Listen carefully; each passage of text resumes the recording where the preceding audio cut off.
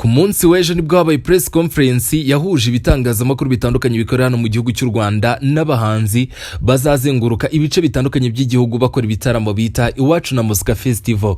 Gusa ariko hari habereye press conference, ni byinshi byahabereye bitangaje, ni byinshi byahavugiwe bivuzwe n'abahanzi bita Ariel Ways ndetse no bita Juno Kizigenza bongeye gutungurana. Uwo bita King James ku bibazo bitandukanye bamubajije, hari ibyo yavuze aza no gutungura abantu. Uwo bita Kevin Kade bamwe batangiye kuvuga bati agomba kuba MVP, abandi batangiye kuvuga ibintu bitandukanye. Gusa ariko abenshi bafite agahinda ndetse abenshi bari kuvuga bati ese no kubera iki Bruce Melody yabikuwemo atabigarutsemo, abandi bati kubera icyo twe twiteze nka The Ben atabijemo. Ni byinshi byakomeje kuvugwa, gusa ariko nawe ufite amatsiko yo kwibaza uti ese mu karere k'iwanyu bizaba kuyihe tariki? Nibyo nyirago tugarukaho muri aka kanya, ndetse n'ibindi bitandukanye n'izindi komanteri zose zagiye zishyirwa kuri ibi bitaramo, ndetse na benshi batari kuvuga rumwe nabyo. Nibyo nyirango tugarukeho byose. Cyo ngusaba ni kimwe gusa no gukanda subscribe, ubundi tukajya tubana buri munsi mu biganiro bitandukanye. Nkwibutsa yuko ngiye uri kumva kuri mikoro ni Philox kanda subscribe. Ibiganiro nk'ibi nta handi bisanga, ni kuri Philox TV show. Gusa ariko reka nguhikaze muri ubu buryo.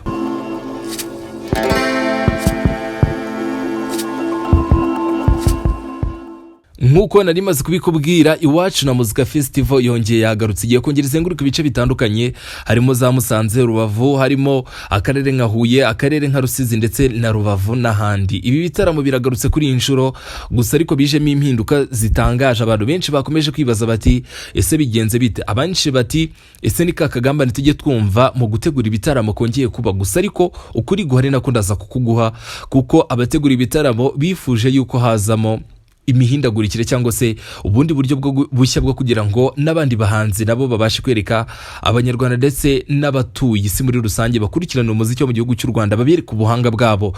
Ndagira ngo nkwibutse mu mwaka washize hari abahanzi bayitabiriye, harimo uwo bita Kenny Soul, harimo uwo bita Bwiza, harimo umuhanzi bita Dani Nanone, hakazamo umuhanzi bita Ruti Joel, hakazamo n'umuhanzi bita Chris Easy Bushari, ndetse n'umuhanzi mukuru wasozaga ibitaramo bamwita Bruce Melody. Niko bari bapanze, ndetse banakoze akazi keza cyane mu duce dutandukanye aho bagiye bakora ibitaramo. Ni ibitaramo byakunzwe, ni ibitaramo byagiye bigaragaramo udushya twinshi, imyambarire ihambaye ndetse n'ibindi byose. Gusa ariko kuri uno munsi abagomba gukora bino bitaramo harimo uwo bita Neri Ngabo, hakazamo uwo bita Kevin Kade, hakazamo umuhanzi bita Juno Kizigenza benshi bari bategereje, hakazamo umuhanzi bita Kivumbi King ndetse n'umuhanzi bita Ariel Ways. Abahanzi babiri basa nkaho ari bakuru bagomba kuzajya basuza bino bitaramo, n'uwo bita Riderman ndetse hakazamo n'uwo bita King James. Ibintu ndagira ngo tubigarukeho neza umenye uti ese uyu nguyu yasimbujwe uwuhe kugira ngo ibintu bise nkaho bijyaho umucyo. Ubundi ndaza guhera ku muraperi bita Bushari, yari amaze igihe kinini yitabira bino bitaramo, ndetse ni n'umufatanyabikorwa,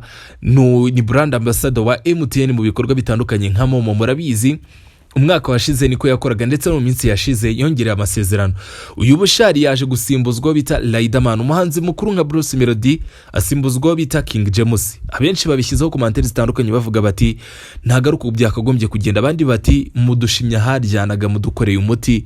Ibi nibyo twifuje kuva kera. Gusa ariko ibyo byose biri kugenda bivugwa, nawe uraza kunkundira umanuke muri komanteri umbwire ese ku giti cyawe urabona ibi bintu urabyumva ute? Kuba Bruce Melody adagarutsemo, uwo bita Bushari ntagarukemo, wowe ku giti cyawe uri kubyumva ute? Gusa ariko abandi bahanzi nk'umukobwa bita Bwiza, murabizi ko mbere yuko Bwiza azamo hari habanje bita Aline Sano.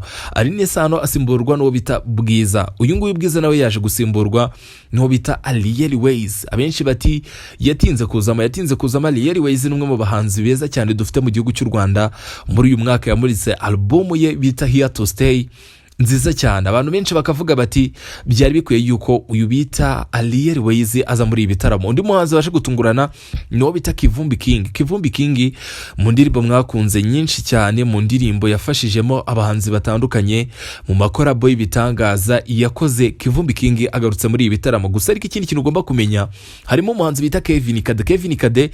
Uyu mwaka ntago twatinda cyangwa se ngo tuvuge ibintu byinshi bitandukanye tumunenga cyangwa se dushyiraho komanteri zijya ku ruhande. Kevin Kade uyu mwaka yarakoze mu ndirimbo nka Flomiana, indirimbo bita Sikosa muramuzi cyane, yakoze ibitangaza. Ibitaramo byabereye mu Bugande mwaramubonye, ibitaramo byabereye hanze y'igihugu, ndetse n'ahabere press conference yatangaje yuko hari ibitaramo agomba gukorera muri Europe ndetse no muri United States of America. Ibi byose Kevin Kade benshi bamukomeye amashyi bavuga ati arabimerita. Kevin Kade hariya kuri habere press conference yongeye gutungura abantu, yaje mu modoka iriho amazina ye, abenshi baravuga bati ni Papa Gigi. Umuteguro we ni kuva na kera, ndetse no muri ibi bitaramo azaba MVP. Abenshi batangiye kuvuga bati uwo twiteze, kuko abenshi twagiye tubana nabo mu bitaramo bitandukanye, uwo twiteze ni Kevin Kade muri za vibe ndetse na swagaze zitagira uko zivugwa cyangwa se utabona uburyo usobanura. Gusa ariko ndaza kugaruka ku muhanzi bita Juno Kizigenza. Mu minsi yashize murabyibuka benshi bamugarutseho bavuga bati Juno Kizigenza ni umwe mu bahanzi bagoye, ngo hari amafaranga yashyizeho. Niyo makuru twagiye twumva,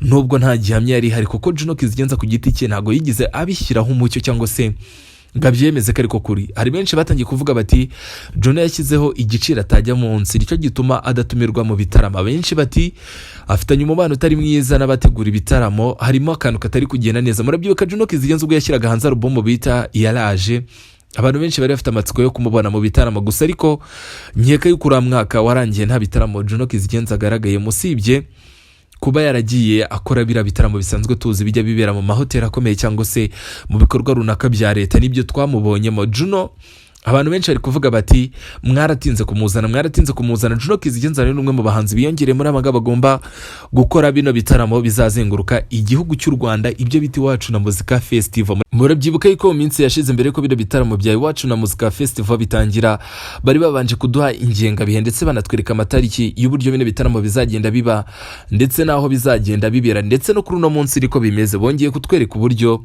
bizagenda bikurikirana ndetse n'amatariki bizagenda biberaho. Naho nkurikiranye muri aka kanya, uri Rubavu, uri Musanze, uri Ngoma cyangwa se uri mu karere ka Huye cyangwa se uri Rusizi, ufite amatsiko yo kwibaza uti ese bizatugeraho ryari, bizagenda bitugeraho ryari? Wowe uri mu mujyi wa Kigali uri kwibaza iki kibazo, we nakumara amatsiko hakiri kare, ntago bizagera mu mujyi wa Kigali, kuko mu mwaka washize murabyibuka haje ibihuha bitandukanye byavugaga yuko Iwacu na Muzika Festival ishobora gusorezwa mu mujyi wa Kigali ndetse bagatumira abahanzi bakomeye. Ibyo byaje kurangira nta na kimwe kibaye. N'uyu mwaka rero niko bimeze, nta bizaba. Gusa ariko ndagira ngo tugaruke ku bice bitandukanye ndetse n'amatariki bizagenda biberaho, nk'uko babidutangarije ndetse banabitweretse. Ku itariki 5 z'ukwa karindwi ibi bitaramo bizatangirira mu karere ka Musanze, niho bisanzwe bitangirira, niho basanzwe babimburira utundi turere kugira ngo bino bitaramo bizatangira. Rero mbere y'uko uwo munsi ugera bazatwereka uburyo n'abahanzi bazagenda bakurikirana. Gusa ariko uwoherere mu karere ka Musanze ku itariki ya 5 uzaba uri kubworoherane ira stade yanyu, niho ibitaramo bizabera. Gusa ariko ku itariki ya 12 n'ubundi mu kwa karindwi bazerekeza mu karere ka Gicumbi mu ntara y'Amajyaruguru. Murabizi yuko Igicumbi ni hamwe mu hantu hakunze kubera cyangwa se hakunze kuryohera abitabira Iwacu na Muzika Festival. Ni ku itariki ya 12, ku itariki 19 n'ubundi bazahita berekeza mu ntara y'Iburasirazuba mu karere ka Nyagatare, niho bino bitaramo bigomba kubera.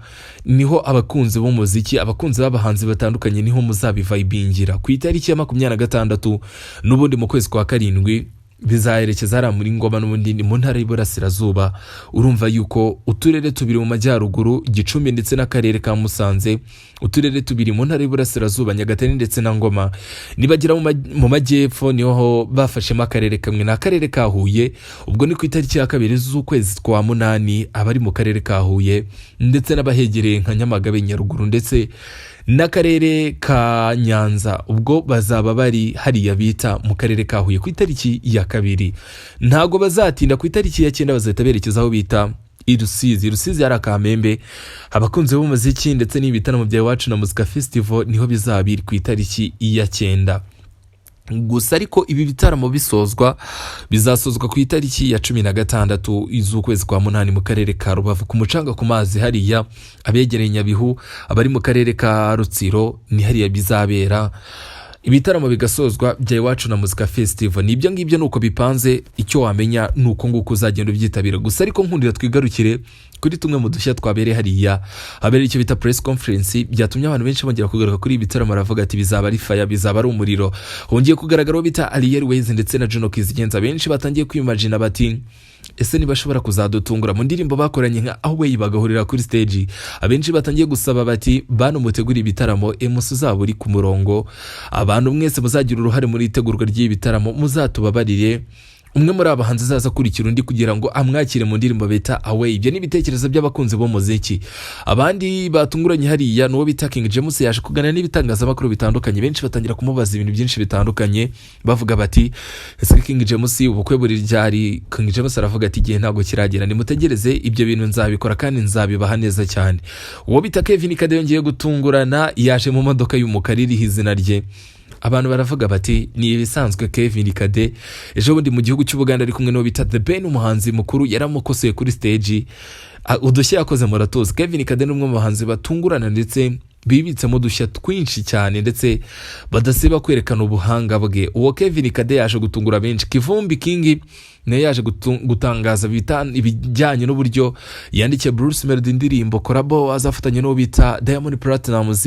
Ibyo nabyo yaje kubigaruka avuga ati ni ibintu byiza, ni experience nziza nagize, ni icyizere gikomeye umuhanzi ukomeye nka Bruce Melody abakweretse. Gusa ariko ibyo byose n'ibindi bitandukanye ntabwo bikuraho ko abantu benshi bakomeje kuvuga bati ibi bitaramo baradutengushyemo ukuntu gake kuba tutabonyemo abahanzi nka Bruce Melody, The Ben cyangwa se Bushari, basa nkaho hajemo akantu k'impinduka. Gusa ariko nibyo byose nagira ngo tugarukeho. Wari ufite amatsiko kwibaza uti ese aya matariki ni ryari, ese abahanzi bazabikora ni bande? Nizere ko amatsiko ashize. Nk'ibisanzwe ni Philox Aime, kanda subscribe tuzahore mu kiganiro cy'ubutaha. Nkwibutsa yuko ibiganiro nk'ibi biryoheye amatwi n'ahandi ubisanga ni kuri YouTube channel yanyu Philox TV. Shora gushimiye, reka tuzahore mu kiganiro cy'ubutaha. Ciao ciao.